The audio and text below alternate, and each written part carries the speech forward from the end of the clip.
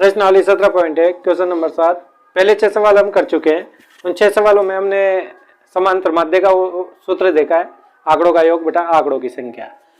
तो इसमें कुछ अलग है। यहाँ पे क्या दे रखा है, एक कक्षा है, उसमें 2 वर्ग दे रखे हैं, एक तो ए वर्ग है, एक बी वर्ग है। ए वर्ग में 25 छात्र है और बी वर्ग में कितने छात्र है, 35 छात्र है। ए वर्ग का औसत दे रखा है 51 किलोग्राम और बी वर्ग का औसत दे रखा है 54 किलोग्राम। हमें क्या करना है, दोनों वर्गों को मिला के टोटल जितने 60 छात्र है उन 60 छात्रों का औसत निकालना है। तो 60 छात्रों का औसत निकालने के लिए अपने पास सूत्र क्या बनेगा, 60 छात्रों का योग बटा 60 छात्रों की संख्या। तो हमें सबसे पहले निकालना पड़ेगा 60 छात्रों का योग। तो कैसे निकलेगा, पहले ए वर्ग के लिए सोल्व करते हैं, फिर बी वर्ग के लिए सोल्व करते हैं, फिर दोनों को मिला के 60 छात्रों का हम औसत निकालेंगे। तो शुरू करते हैं पहले ए वर्ग के लिए।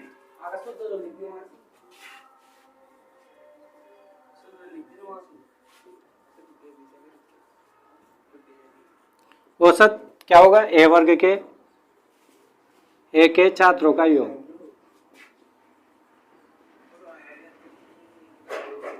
बटा ए के छात्रों की संख्या।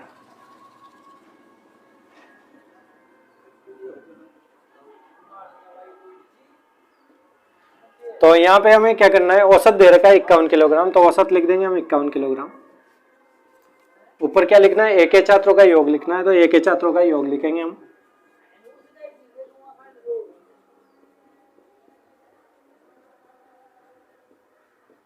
नीचे लिखना है हमें ए के छात्रों की संख्या।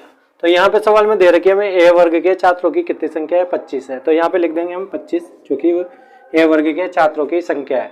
अब क्या करना है, हमें इस 25 को इधर भेजना है, बराबर के इधर है, भाग में है, तो भाग में बराबर के इधर आएगा, तो किसमें आएगा, गुणा में। तो इधर भेजेंगे तो 51 इंटू 25 ए के छात्रों का योग। अब क्या करना है, हमें 25 को गुणा करना है किससे, 51 से। तो क्या आ जाएगा अपने पास, ए वर्ग के छात्रों का योग आ जाएगा। तो इसको गुणा करते हैं हम, 1 25 25 हासिल का 2, 25 पंजे 125 और 2 127, 1275।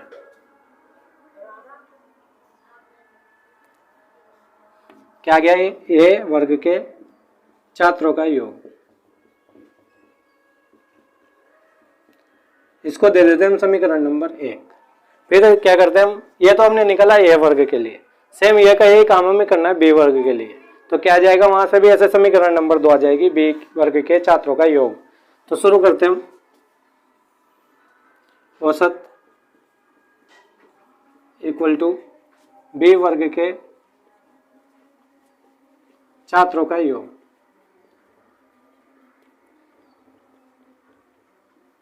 बटा बी वर्ग के छात्रों की संख्या।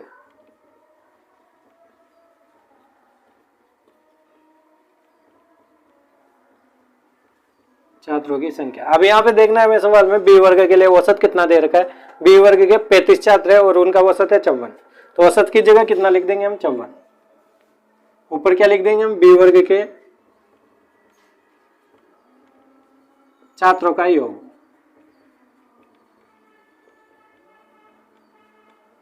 बटा बी वर्ग के छात्रों की संख्या। बी वर्ग के छात्रों की संख्या कितनी दे रखी है हमें, 35। तो 35 रख देंगे यहाँ पे। 35 यहाँ पे भाग में, बराबर के इधर किस में जाएगा, गुणा में। तो इधर इसको गुणा में भेजेंगे तो कितना हो जाएगा, 54 गुणा 35 बराबर बी वर्ग के छात्रों का योग।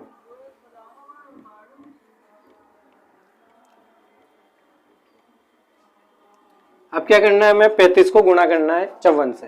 तो हमारे पास आ जाएगा, गुणा करते हैं इसको 54 को 35 से, इधर कर लेते हैं 100। तो 5 चौक 20 हासिल का 2, 5 पंजे 25 2 27, 4 तिया 12 हासिल को 1, 5 तिया 15 1 16, 0 7 2 9 4 2 8 1890। तो 35 को 54 से गुणा करने पर अपने पास आया 1890।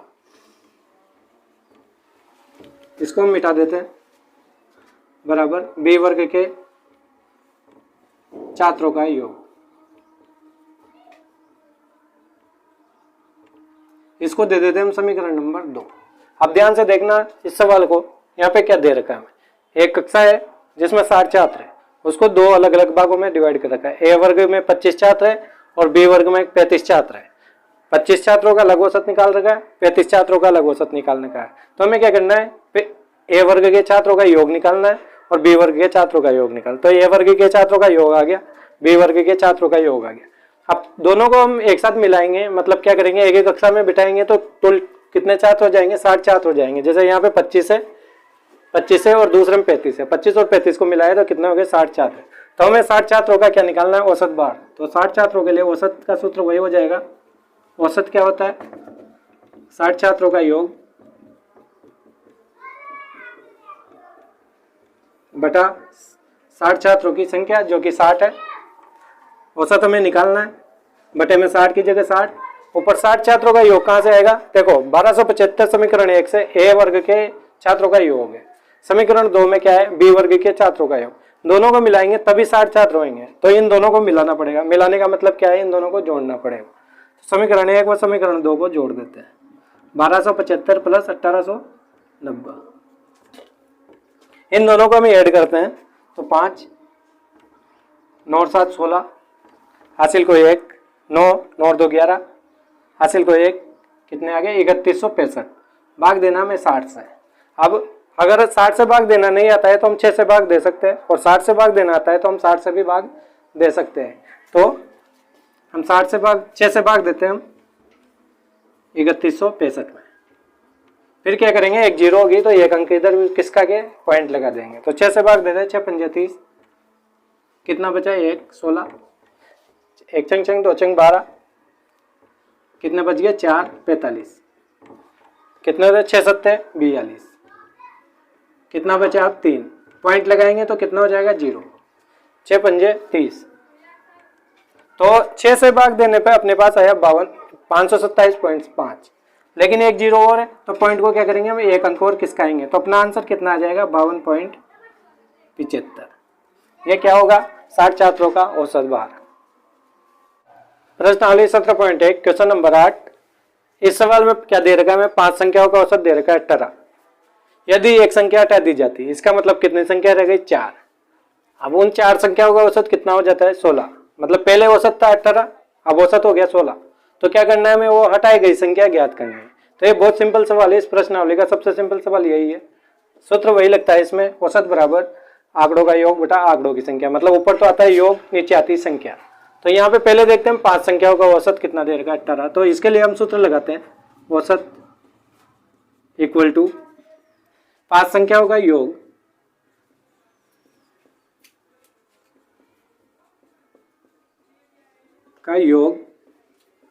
बटा संख्या। संख्या कितनी है यहाँ पे 5 संख्याओं का योग हमें निकालना है, फिर 4 संख्याओं का योग निकालेंगे और उनको घटा देंगे तो हटाई गई संख्या हमारे पास आ जाएगी। तो इस सूत्र को हम अप्लाई करते हैं। औसत कितना दे रखा है हमें 5 संख्याओं का, 18 दे रखा है, तो औसत की जगह कितना लिख देते हैं हम, 18 लिख देते हैं। ऊपर क्या है 5 संख्याओं का योग,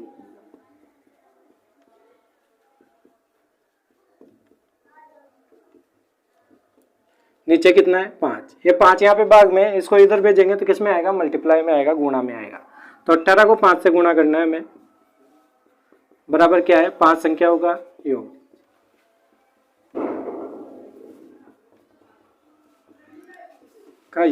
इनको गुणा करते हैं, 18 को 5 से गुणा करते हैं, कितना आ जाता है 90।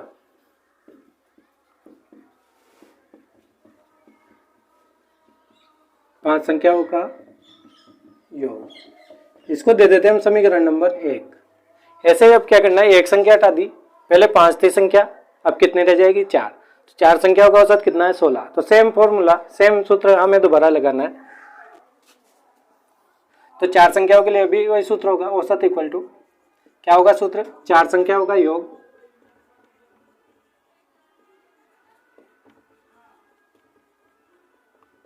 बटा संख्या। संख्या कितनी है, एक संख्या हटा दी तो कितनी बच गई 4। औसत कितना है 4 संख्याओं का 16 है, तो यहाँ पे औसत की जगह लिख देंगे हम 16। ऊपर क्या है 4 संख्याओं का योग,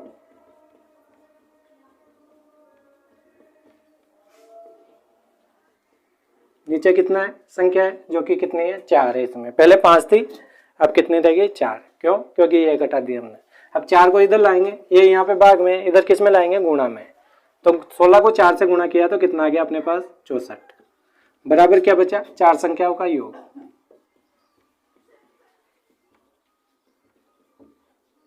चार संख्याओं का योग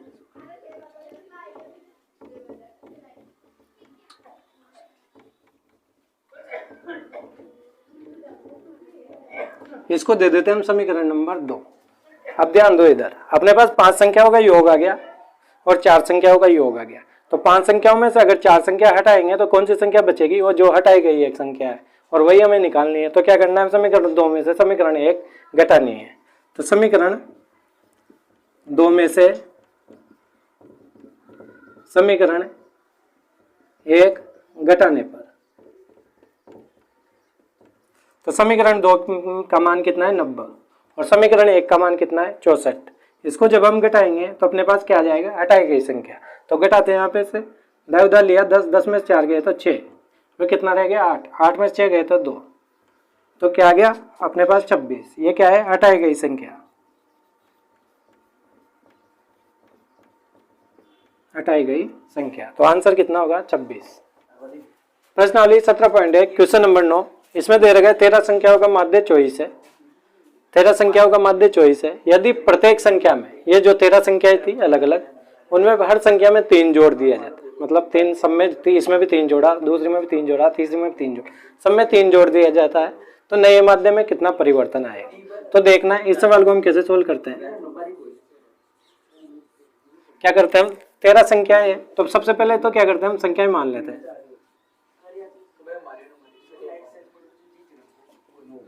माना संख्या है, पहली संख्या मान ली अपने x1, दूसरी संख्या मान ली x2, तीसरी संख्या मान ली x3, ऐसे कहाँ तक मान ली? कितनी संख्या है? 13। तो x13 तक हमने 13 संख्याएं मान ली। अब क्या करना है? माध्य दे रखा है 24, तो सूत्र किसका लगाएंगे? माध्य का। माध्य इक्वल टू क्या होता है? संख्याओं का योग बटा संख्या। तो माध्य कितना दे रखा है? यहाँ पे 24 दे रखा है, तो माध्य की जगह कितना लिख दिया हमने? 24। ऊपर क्या है? संख्याओं का योग। तो संख्याएं कौन सी थी? 13 संख्याएं थी, जैसे x1, x2, x3, x13 तक। तो इन सबको हम जोड़ देंगे, x1, x2, x3, ऐसे कहाँ तक जोड़ना है हमें? x13 तक।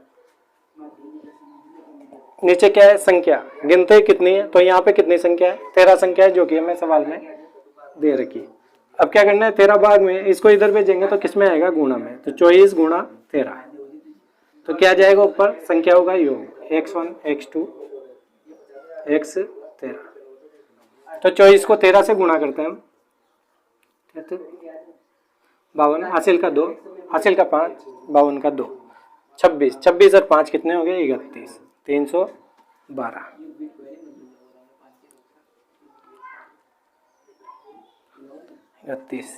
इधर आ गया x1, x2, x13, 13 संख्याओं का योग। इसको दे देते हैं हम समीकरण नंबर 1, या फिर पहले जो सवाल में बोला गया था वो हमने यहाँ पे लिख दिया। अब क्या करना है? प्रत्येक संख्या में 3 जोड़ दिया जाता है। तो पहले संख्या थी x1, तो इसमें भी 3 जोड़ेंगे, x2 इसमें भी 3 जोड़ेंगे, x3 इसमें भी 3 जोड़ेंगे, ऐसे 13 तक सारी संख्याओं में हम 3 जोड़ेंगे। तो नई संख्या कितनी आ गई? नई संख्या आ गई अपने पास x1 प्लस 3, x2 प्लस 3, ऐसे कहाँ तक आ गई? x13 plus 3। तो ये देखते हैं हम यहाँ पे। अब क्या निकालना? नया माध्य निकालना है। तो नया माध्य का सूत्र क्या होता है? ऊपर क्या होता है? योग, नीचे क्या होती है? संख्या। तो योग किसका करना है हमें? इन संख्याओं का योग करना है, जिसमें हमने 3 जोड़ा था। कितने संख्या है? 13। तो नीचे कितना जाएगा? 13। ऊपर क्या जाएगा? x1 प्लस 3, x2 प्लस 3, ऐसे x13 प्लस 3। अब यहाँ पे ध्यान से देखो, अपने पास x1 plus x2 plus x3, ऐसे x13 तक तो हमारे पास पहले से दे रखा है। देखो समीकरण नंबर 1 से, तो कितना है? 312। तो यहाँ पे हम क्या करेंगे? 312 का मान रख देंगे। 312 किसका मान आया? x1, x2, x3, x4, ऐसे x13 तक। अब यहाँ पे 3 ऐसे कितनी बार है? 13 बार है 3। तो यहाँ पे रख देते हैं हम 13 गुणा 3। भाग किसका देना है? 13 का, क्योंकि संख्या ही कितनी है? 13। अब इसको सोल्व करेंगे तो अपने पास क्या आ जाएगा? आंसर आ जाएगा। तो यहाँ पे सोल्व करते हैं हम इसको। 312 की जगह 312, 3 को 13 से गुणा किया, 3 13 39, भाग दिया हमने 13 का। अब 312 में हम 39 जोड़ेंगे, 9 और 2 11 को 1, हासिल को 1, 4 4 1 5 और 3 की 351 बटा 13। अब 13 का भाग देते हैं 351 में। 1 13 13, 2 13 26, 3 13 2 13 26, 3 13 39, जो कि ज्यादा निकल गया, तो हम कितनी बार देंगे? 2 बार। 2 13 26, कितना बचा अपने पास? 9 बचा, 9 बचा, 9 और 1 91, तो 7 13 91, तो कितना आ गया अपना नया माध्य? नया माध्य कितना आ गया अपने पास? 27। पहले माध्य कितना था? 24, तो कितना परिवर्तन आ गया? 3 का परिवर्तन आ गया है। तो पहले 24 था, नया 27 है, तो परिवर्तन कितने का आ गया? 3 का। तो हर संख्या में 3 का परिवर्तन है, तो माध्य में भी 3। प्रश्नावली 17.1 क्वेश्चन नंबर 10, ये लास्ट सवाल है इस प्रश्नावली का। इसमें क्या दे रखा है? एक विद्यालय है, उसके 5 कर्मचारी है, 5 कर्मचारियों का औसत दे रखा है 3000। एक कर्मचारी सेवानिवृत्त हो जाता है। अब बच्चों को ये पता होना चाहिए सेवानिवृत्त का मतलब क्या है। मतलब एक कर्मचारी, उसकी जॉब पूरी हो गई तो उसको हटा दिया गया है, तो अब कितने कर्मचारी रह गए? 4 कर्मचारी। तो शेष कर्मचारी मतलब 4 कर्मचारी, उनका औसत वेतन कितना है? 3200 रुपये। पहले 5 थे तो 3000, अब 4 रह गए तो 3200। तो सेवानिवृत्त कर्मचारी जो हटा है उसका वेतन निकालना है हमें। तो इस तरीके का सवाल हम पहले कर चुके हैं, सेम यहाँ पे करना है। तो पहले कितने कर्मचारी थे? 5, तो उनका औसत निकालते हैं। औसत कितना होगा? योग बटा संख्या। योग किसकी? योग किसका है? 5 कर्मचारियों का। तो ऊपर क्या लिखेंगे हम? 5 कर्मचारियों का योग। 5 कर्मचारियों का योग। यहाँ पे औसत की जगह कितना लिखेंगे? 3000, जो कि हमें दे रखा है। कितने कर्मचारी? 5, तो नीचे कितना लिखेंगे? 5। ऊपर क्या लिखना है हमें? 5 कर्मचारियों का योग।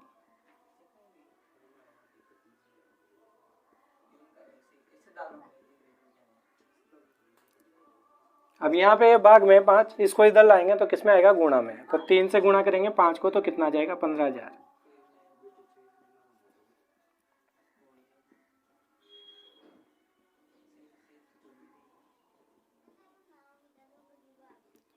कैसे है 15000? 5 से गुणा किया 3 को, तो 3000 गुणा 5, तो कितना हो गया? 15000। 5 कर्मचारियों का योग। इसको दे देते हैं हम समीकरण नंबर 1। ऐसे कैसे ही क्या करना है? एक कर्मचारी सेवानिवृत्त हुआ है, मतलब एक कर्मचारी हटा है, तो कितने रह गए? 4। तो 4 के लिए सूत्र लगाना है हमें औसत का। तो क्या होता है? औसत इक्वल टू 4 कर्मचारियों का योग बटा कितनी लिखने? 1 हट गया तो 5 थे ना, तो 1 हट गया तो कितने रह गया? 4। औसत कितना है 4 कर्मचारियों का? 3200। तो यहाँ पे रख देंगे हम 3200। ऊपर क्या रखना है हमें? 4 कर्मचारियों का योग।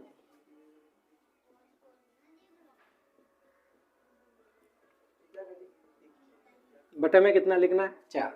अब ये 4 यहाँ पे किसमें? भाग में। इधर किसमें आएगा? गुणा में। तो गुणा करते हैं 3200 को 4 से, तो कितना आ जाता है? 2 0 का 2 0, 4 2 8 और 4 3 12, 12800। इधर क्या है? 4 कर्मचारियों का योग।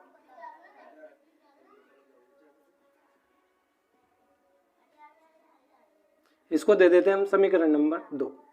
अब देखो यहाँ पे पहले 5 कर्मचारियों का योग आ गया, ये 4 कर्मचारियों का योग आ गया। तो 5 कर्मचारी में से हम 4 कर्मचारियों का वेतन का योग घटाएंगे। 5 में से अगर 4 घटाएंगे तो कितना बचेगा? 1। एक कौन सा? जो सेवानिवृत्त हुआ है, मतलब जो हटा है। तो क्या करना है हमें? आंसर निकालने के लिए आंसर क्या निकालना है? जो सेवानिवृत्त है उसका वेतन निकालना है। तो मतलब समीकरण 1 में से समीकरण 2 को घटाना है। तो समीकरण 1 में से समीकरण 2 को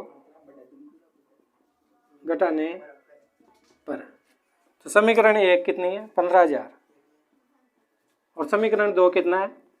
12800। इनको जब हम घटाते हैं तो कितना आता है? 2 0 का 2 0, 10 में से 8 गए तो 2, कितने रह गए हैं? 4। 4 में से 2 गए तो 2, और 1 में से 1 गया तो 0, तो कितना आ गया? 2200 रुपये। ये 2200 क्या आया? सेवानिवृत्त कर्मचारी का वेतन। तो यही क्या होगा अपना आंसर।